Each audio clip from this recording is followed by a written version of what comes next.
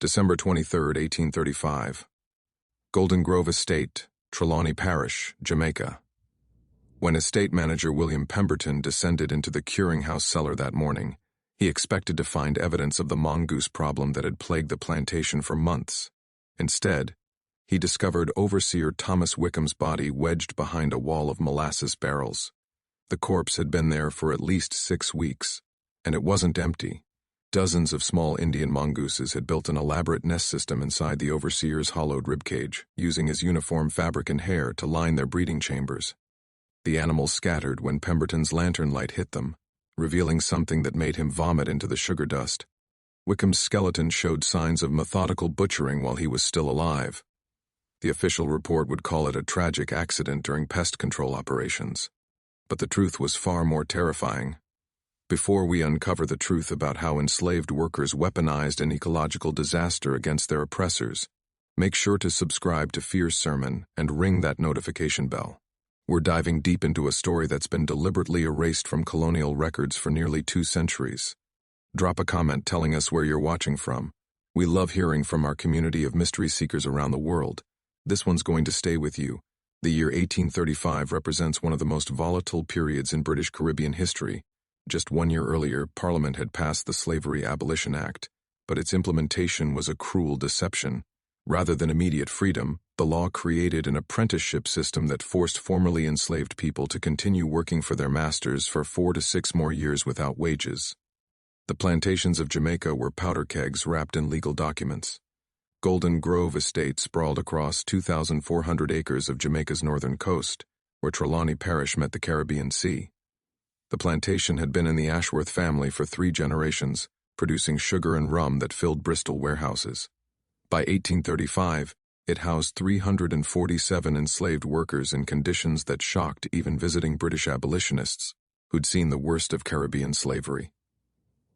The estate's owner, Edmund Ashworth, rarely left his townhouse in Kingston. He'd inherited Golden Grove from his father but lacked the stomach for plantation management. Instead, he employed a hierarchy of white overseers and mixed-race drivers to extract maximum productivity from workers who now knew their slavery had an expiration date. They just had to survive long enough to see it. Thomas Wickham had arrived at Golden Grove in March 1835 as head overseer, replacing a man who'd fled the island after enslaved workers set fire to his cottage. Wickham came from Barbados with a reputation for order and discipline. His contract specified he would receive bonuses based on sugar output, creating a perverse incentive structure. Within weeks, the plantation's punishment logs showed a dramatic increase in whippings, with Wickham personally administering many of them. But Wickham's arrival coincided with another import that would prove far more consequential: mongooses from India. Jamaica's rat problem had reached crisis proportions by the 1830s. The rodents destroyed an estimated 20% of the sugar crop annually, costing plantations thousands of pounds. In 1834, a Jamaican planter named William Bancroft Dispute had imported 9 mongooses from Calcutta as an experiment in biological pest control. The small, fearless carnivores proved devastatingly effective at killing rats. By early 1835, plantations across Jamaica were importing mongooses by the hundreds. Edmund Ashworth purchased 54 of the animals in April, paying £15 sterling, a sum that exceeded what he spent annually on medical care for his enslaved workers. The mongooses arrived in wooden crates marked with East India Company stamps, and Wickham personally oversaw their release into the cane fields. What nobody understood was that Herpestes javanicus, the small Indian mongoose, was an ecological catastrophe waiting to happen. The animals weren't just effective predators. They were invasive species with no natural enemies in the Caribbean. They bred rapidly, producing up to 4 litters per year. And while they did kill rats, they also decimated Jamaica's native birds, reptiles, and amphibians. The enslaved workers of Golden Grove watched the mongoose release with interest that had nothing to do with pest control. Among the plantation's population was a man the records identify only as Samuel the Elder, distinguishing him from 3 other Samuels on the estate. Born in West Africa around 1768, he'd been transported to Jamaica as a teenager. By 1835, he was approximately 67 years old, ancient by plantation standards, where life expectancy hovered around 35. Samuel held an unusual position. He was the estate's unofficial veterinarian, responsible for treating sick livestock, and when white doctors refused, enslaved workers.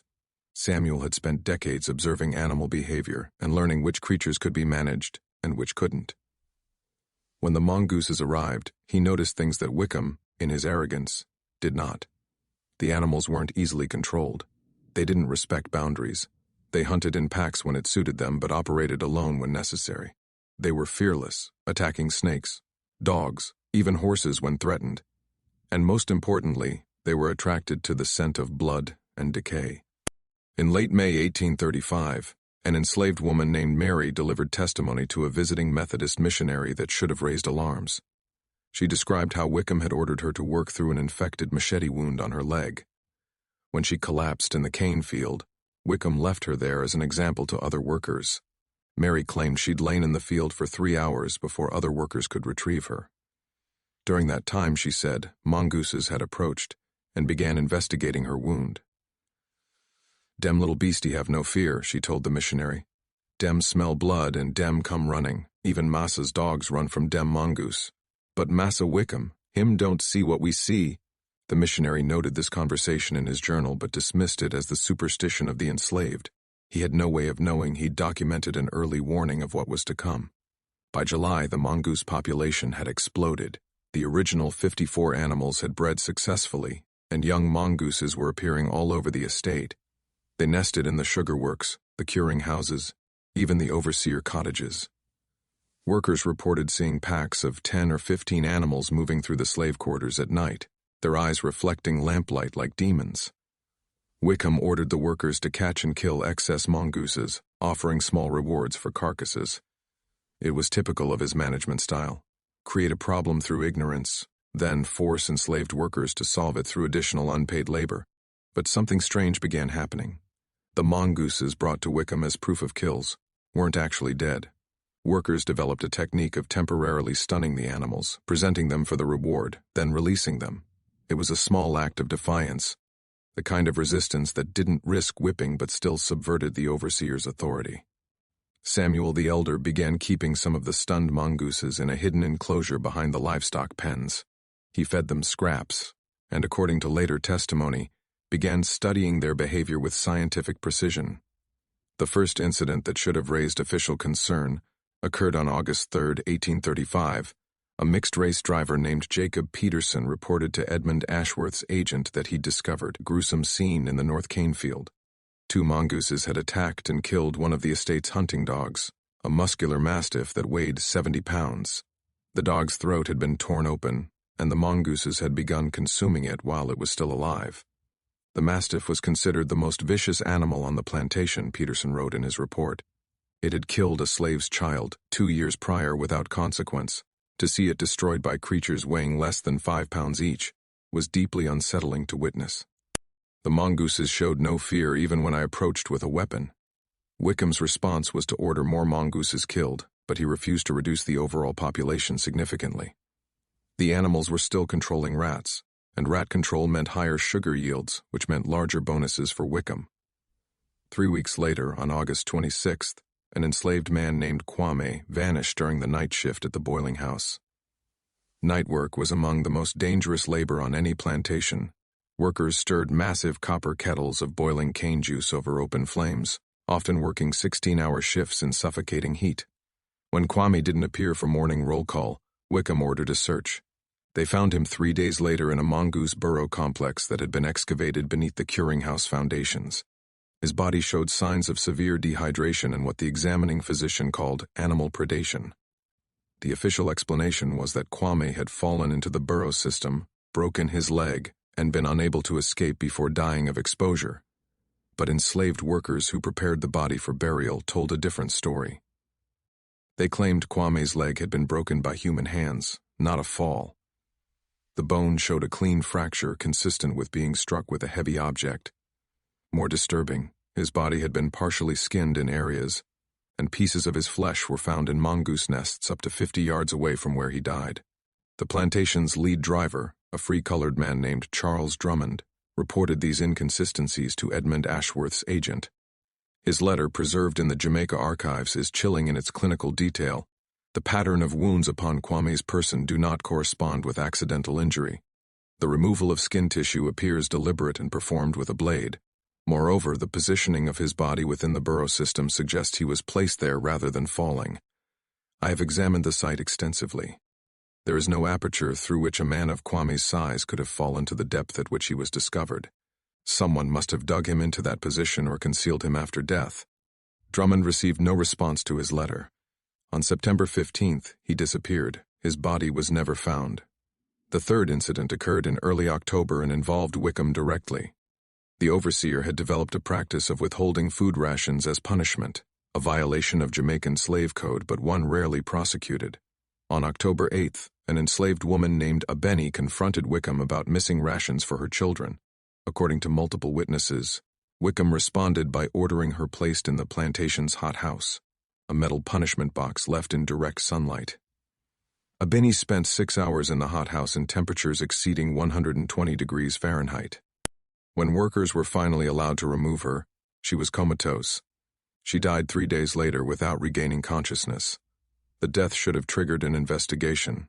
Under the 1834 Abolition Act, enslaved people had certain legal protections, and punishment resulting in death could lead to criminal charges. But Edmund Ashworth's agent, a lawyer named Richard Thornhill, moved quickly to suppress any inquiry. He paid the examining physician, Dr. James McAllister, to attribute death to natural causes aggravated by the subject's weak constitution. What Thornhill didn't know was that Samuel the Elder had been carefully documenting every punishment, death, and suspicious incident on the plantation in a leather journal.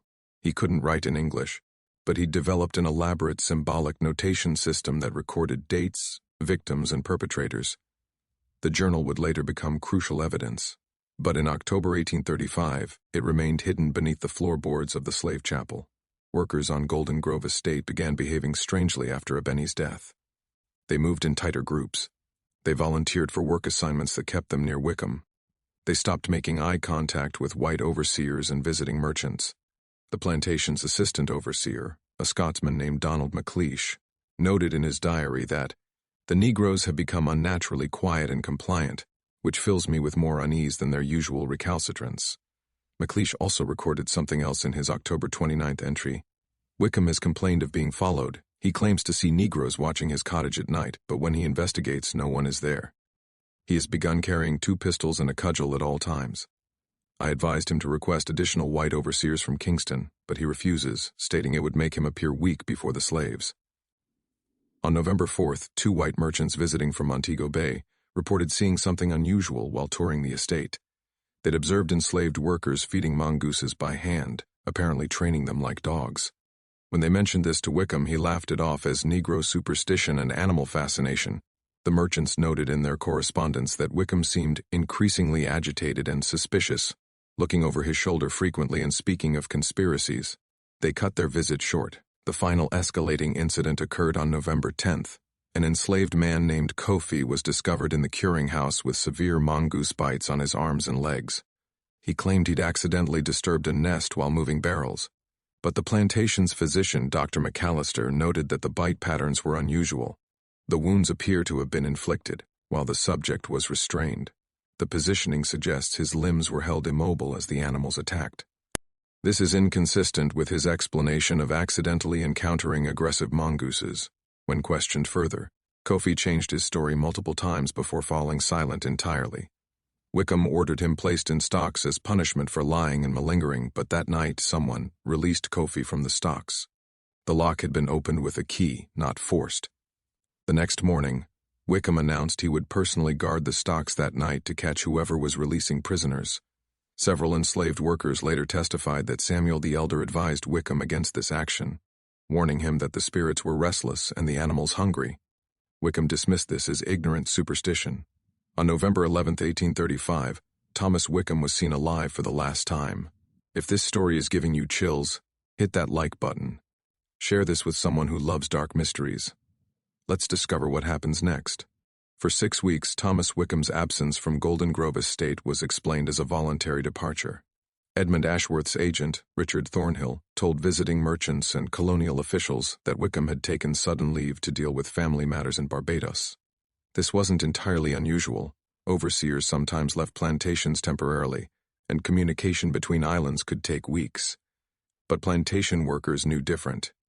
They'd seen Wickham enter the curing house complex on the evening of November 11th.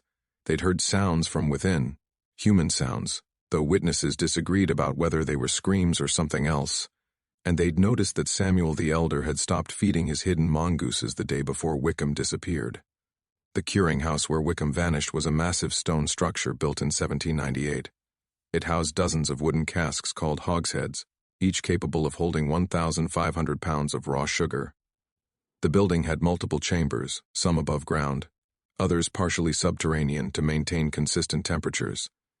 Its thick walls kept the interior cool and dark, perfect for sugar storage and perfect for concealing secrets. On December 23rd, estate manager William Pemberton decided to conduct an inventory of the curing house. Sugar production had been unusually low that season, and Ashworth was demanding explanations. Pemberton brought 2 enslaved workers, Thomas and William, to help move the heavy barrels and document their contents. What happened next is documented in multiple sources: Pemberton's official report to colonial authorities, testimony from Thomas and William, and a letter Pemberton wrote to his sister in England 3 weeks later. All accounts agree on the essential facts, though they differ in emotional detail.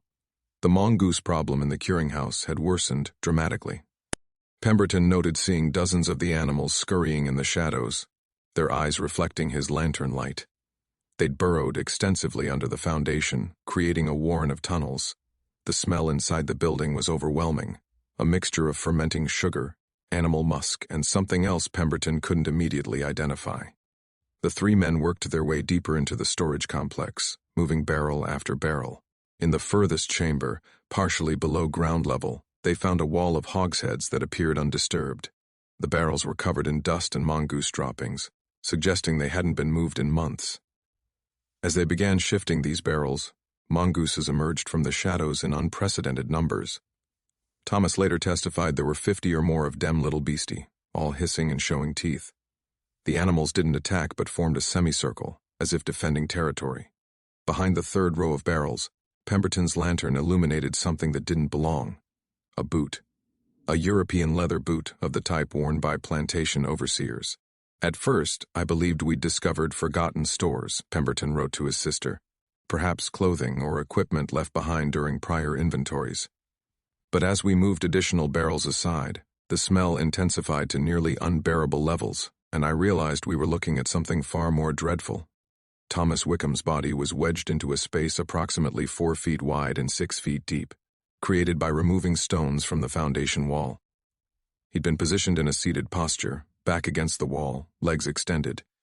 The corpse was in an advanced state of decomposition, but the cool, dry environment of the curing house had partially mummified the remains, preserving enough detail for investigators to reconstruct what had happened. The scene Pemberton discovered defied immediate comprehension.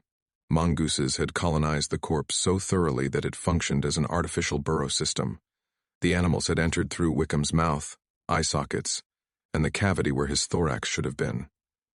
They'd built nests using fabric from his uniform, his hair, and materials brought from elsewhere in the building. When Pemberton's light fell directly on the body, the mongooses scattered, revealing the full horror. Wickham's ribcage had been opened like a door. His sternum and ribs on the left side had been cut and folded back, creating an opening approximately 12 inches wide.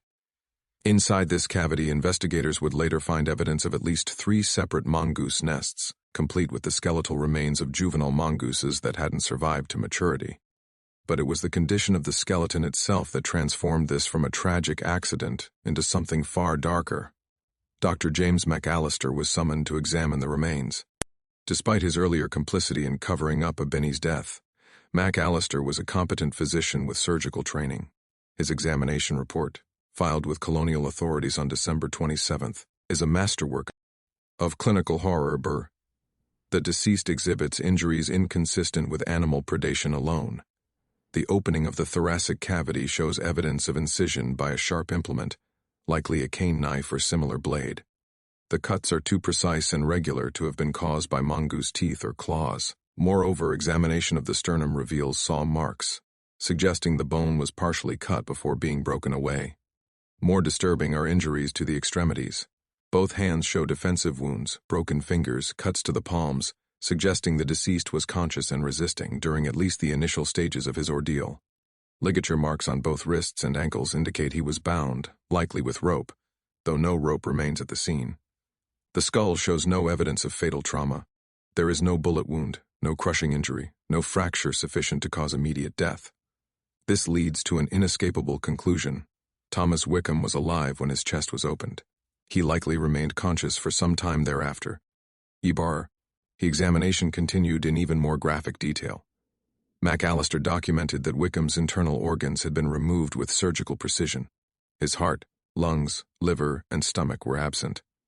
Whether they'd been removed before or after death was impossible to determine, but the clean cuts suggested human agency, not animal scavenging. The mongooses had been introduced to the body after the initial butchering. Evidence suggested they'd been deliberately led to the corpse through the placement of meat scraps. Dr. McAllister found remains of what he identified as goat flesh, mixed with human tissue in the mongoose nests. Someone had been feeding the animals, training them to associate Wickham's body with food. Perhaps most chilling was a detail Pemberton included in his letter to his sister but omitted from his official report. Wickham's face showed evidence of having been gagged. Fabric fibers were embedded in his teeth, and his jaw had been dislocated, possibly forced open to prevent him from making noise. My sister, Pemberton, wrote, "I have witnessed death in many forms during my years in Jamaica. I have seen men crushed by mill machinery, burned in boiling house accidents, and killed by tropical fevers. But I have never seen evidence of such calculated cruelty as was visited upon Thomas Wickham. This was not murder in passion. This was execution, deliberate, planned, and performed with medical knowledge. The discovery triggered immediate chaos on Golden Grove Estate. Pemberton ordered all enslaved workers confined to quarters, while he sent an urgent message to the Trelawney Parish magistrate. Colonial militia were dispatched from Montego Bay. Edmund Ashworth himself finally appeared at the plantation, accompanied by Richard Thornhill and 2 Kingston attorneys. But something remarkable happened during the 3 days between discovery and the arrival of colonial authorities. The enslaved population of Golden Grove Estate maintained absolute unity and silence. Not one of the 347 workers offered any information about Wickham's death.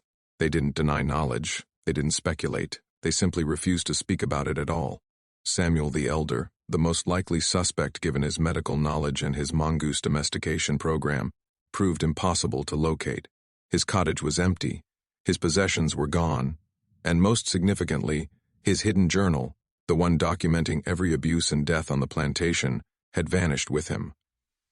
The investigation into Thomas Wickham's death became one of the most controversial criminal cases in Jamaica's colonial history, exposing the fundamental contradictions of the apprenticeship system and the breakdown of plantation control in the final years before abolition. The Trelawney Parish magistrate, a man named Cornelius Barrett, arrived at Golden Grove on December 26th with 4 militia soldiers and a mandate to identify and prosecute Wickham's killers. What he encountered was a wall of silence that no amount of legal authority could penetrate. Barrett's first challenge was evidentiary. The crime scene had been compromised by mongooses, decay, and the 3-day delay between discovery and official investigation. Dr. McAllister's examination provided clinical details about how Wickham died, but not who killed him. There were no witnesses, or rather no witnesses willing to testify. Barrett ordered the interrogation of every enslaved worker on Golden Grove Estate. The process took 11 days and yielded nothing. Workers answered questions about their own activities and movements, but claimed ignorance about anything related to Wickham. Many noted they'd assumed he'd left voluntarily, as Richard Thornhill had claimed. When pressed about Samuel the Elder, they confirmed he'd been on the plantation but claimed no knowledge of his whereabouts. The colonial authorities faced a legal paradox. Under traditional slave codes, enslaved people could be tortured to extract confessions. But the 1834 Abolition Act had theoretically extended certain legal protections to apprentices, making traditional torture techniques legally questionable. This didn't stop overseers on other plantations from using such methods, but Golden Grove had become highly visible. British abolitionists in London were already aware of the case, and any overt brutality would create international complications. Meanwhile, the investigation uncovered troubling context. Dr. McAllister, attempting to rehabilitate his reputation, provided authorities with his notes on the suspicious deaths and injuries that had preceded Wickham's murder. Charles Drummond's letter about Kwame's death was located in Thornhill's files. The agent had received it and deliberately suppressed it. Methodist missionaries provided testimony about working conditions at Golden Grove that shocked even hardened colonial administrators. A fuller picture emerged. Thomas Wickham hadn't simply been murdered. He'd been executed by a community that had exhausted all legal means of protecting themselves. By mid-January 1836, Barrett reached a conclusion that his superiors found politically unacceptable. Wickham's killing had been a collective action involving significant portions of the enslaved population, planned and executed with such careful coordination that identifying individual perpetrators was impossible. This was not the work of one man or even a small conspiracy, Barrett wrote in his February 1st report. This required cooperation across the entire estate population. It required medical knowledge, careful planning, and absolute discipline of information. Most significantly, it required that 347 people agree that allowing Thomas Wickham to continue breathing constituted a greater evil than the risk of collective punishment for his death. The colonial government faced a political crisis. If they admitted the truth, that enslaved workers had successfully organized and executed a white overseer without detection, it would undermine the entire fiction of plantation control. Other estates might face similar incidents. British abolitionists would cite the case as proof the apprenticeship system was failing. Most dangerously, it might inspire additional organizing. The solution was a cover-up of breathtaking cynicism. On February 15, 1836, colonial authorities announced their findings. Thomas Wickham had died in a tragic accident involving the mongoose control program he was supervising. While inspecting burrow systems beneath the curing house, he'd become trapped and suffered fatal injuries when part of the foundation collapsed. The subsequent mongoose colonization of his body was a natural consequence of his remains being inaccessible for immediate burial. This official explanation satisfied no one, but it served its purpose.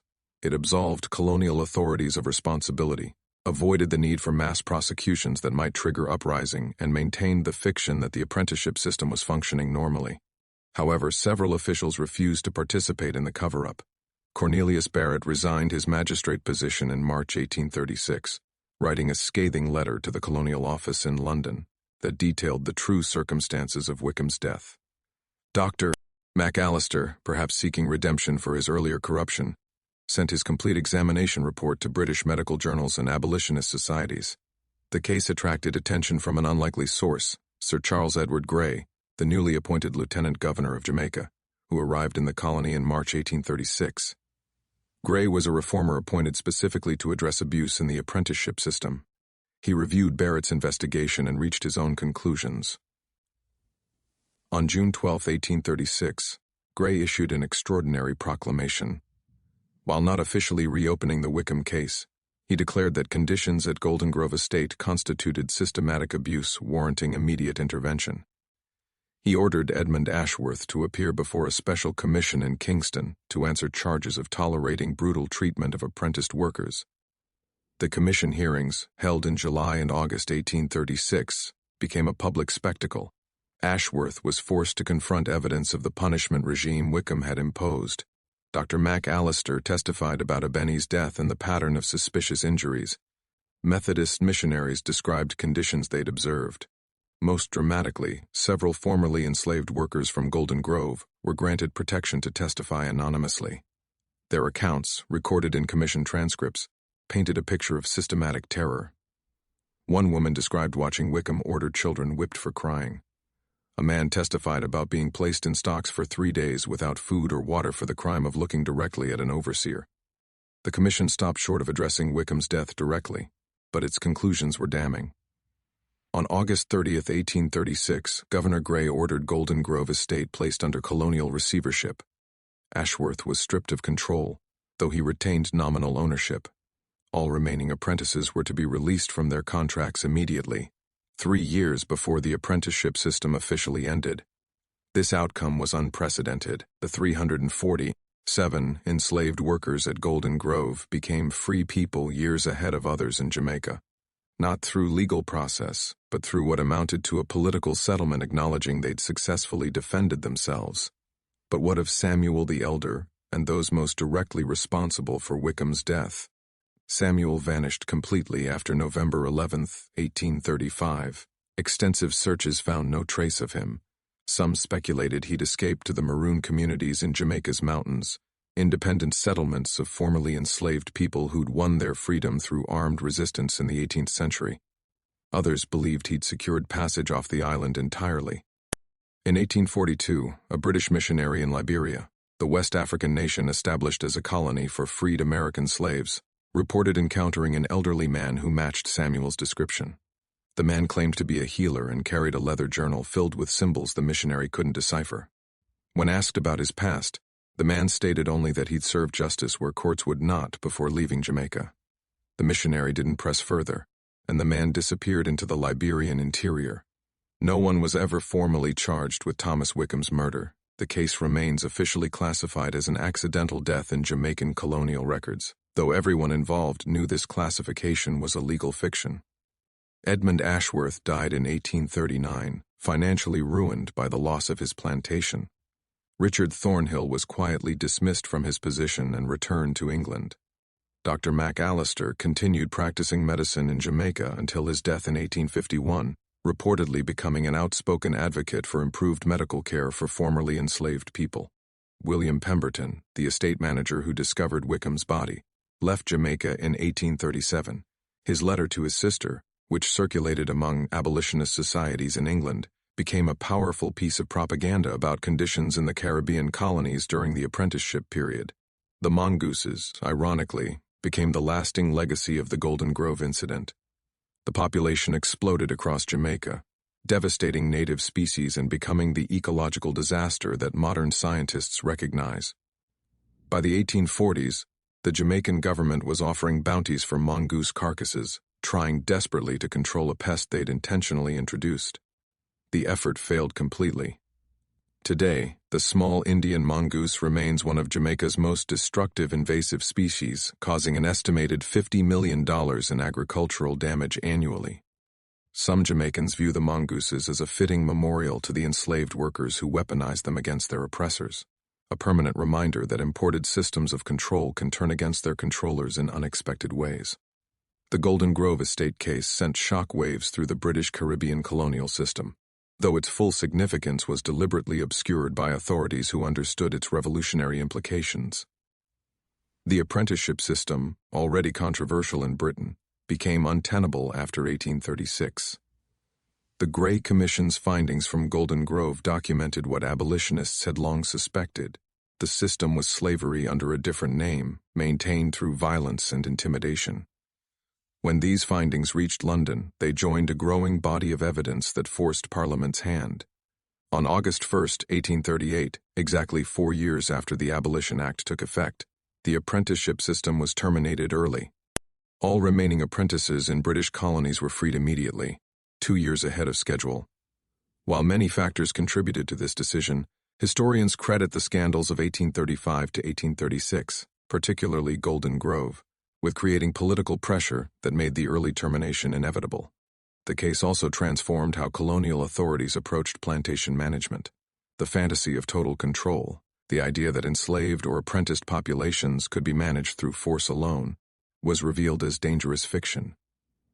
After 1836, colonial governors throughout the Caribbean implemented reforms designed to create pressure release mechanisms, formal complaint procedures, visiting magistrates, restrictions on punishment methods. These reforms were inadequate and often ignored, but they represented a philosophical shift. Colonial authorities began acknowledging, however reluctantly, that human beings subjected to extreme conditions would resist, and that resistance might take forms that traditional security measures couldn't prevent. Legal scholars have examined the Golden Grove case as an early example of what modern law recognizes as collective self-defense. The workers couldn't individually defend themselves against Wickham through legal channels. The law protected him, not them. But they could collectively remove an imminent threat to their survival. The colonial authorities' inability to prosecute anyone for Wickham's death reflected an implicit, uncomfortable recognition of this principle. The case influenced Caribbean jurisprudence in subtle ways. In subsequent years, colonial courts became marginally more willing to prosecute overseers and plantation owners for abuse. The standard for reasonable discipline was quietly tightened. While these changes didn't eliminate plantation violence, they created legal space for challenging the most extreme brutality. The Golden Grove incident also entered the oral tradition of Jamaica's African-descended population.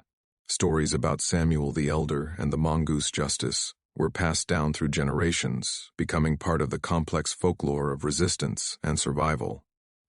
These stories typically emphasize intelligence and community solidarity over individual heroism. The plot required everyone's silence, everyone's commitment, everyone's trust. Modern historians have debated whether the Golden Grove killing should be classified as murder, execution, or justifiable homicide. These debates miss a larger point.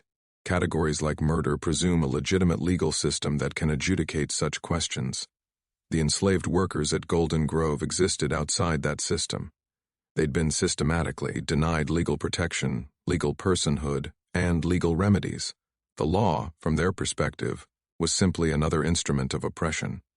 When law fails to provide justice, people create their own systems of accountability. This is uncomfortable for those invested in institutional legitimacy, but it's a pattern repeated throughout human history. The Golden Grove workers didn't reject law in favor of chaos.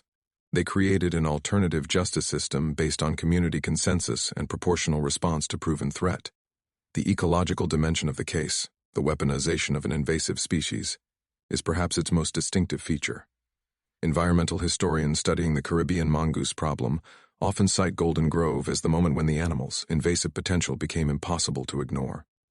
But the case also demonstrates how thoroughly colonialism disrupted Caribbean ecosystems. The rats that mongooses were imported to kill had themselves been invasive species arriving on European ships. The sugarcane the rats were destroying wasn't native to Jamaica. It had been imported specifically for plantation agriculture, which required clearing vast areas of native forest. The entire ecosystem of Jamaica in 1835 was artificial, created through extraction and exploitation, much like the social system of slavery itself. The mongooses, rats, sugarcane, enslaved people from Africa, white overseers from Europe, all were imported elements forced into an unstable arrangement. When that arrangement failed, the consequences echoed through both human society and the natural environment. Today, Golden Grove Estate no longer exists as a functioning plantation. The land was subdivided after abolition, and the main buildings gradually deteriorated. The curing house where Wickham died was demolished in 1887, though its foundation stones remain visible. The site is on private property and not open to visitors, but local historians have documented its location and significance. Jamaica's mongoose population continues to thrive, numbering in the hundreds of thousands. Conservationists view them as an ongoing ecological disaster, responsible for the extinction of multiple bird and reptile species. Efforts to control or eradicate mongooses have failed completely. The animals are too adaptive, too prolific, too successful as invasive species. There's a dark irony in this failure. The mongooses represent a permanent consequence of colonial attempts to engineer nature for profit. Just as slavery created social consequences that persisted long after abolition, the mongoose introduction created ecological consequences that may be permanent. The case also raises troubling questions about historical memory and whose stories get preserved. For 150 years, the Golden Grove incident was known primarily through colonial records that classified it as an accident. The experiences and perspectives of the enslaved workers were actively suppressed. Only in recent decades have historians working with oral traditions, archaeological evidence, and careful reading between the lines of colonial documents begun reconstructing what actually happened. This pattern of erasure is itself a form of ongoing violence. When we don't know our own histories, particularly histories of resistance and survival, we're more vulnerable to repeating past injustices under new names. So what do you think drove the workers at Golden Grove Estate to such calculated action? Was this murder? Or was this justice operating outside a legal system that had failed them completely? Consider the impossible situation these 347 people faced. Promised freedom that kept being delayed, subjected to a man whose cruelty was escalating, denied any legal remedy, and watching their community members die under suspicious circumstances. At what point does survival require collective action against an imminent threat? Leave your theories in the comments below. Do you think Samuel the Elder actually escaped to Liberia? How many people do you think were directly involved in Wickham's death versus those who simply maintained silence? And what does this case tell us about systems of justice and who they're designed to protect? If you want to explore more lost chapters of colonial history, subscribe to Fierce Sermon and ring that notification bell. Next week, we're investigating the 1847 case of the Connecticut asylum where doctors began dying under mysterious circumstances, and the patient who claimed he was actually curing them. This has been Fierce Sermon, where we excavate the buried truths of history. Remember, the most terrifying stories are the ones they tried to erase. See you in the next video.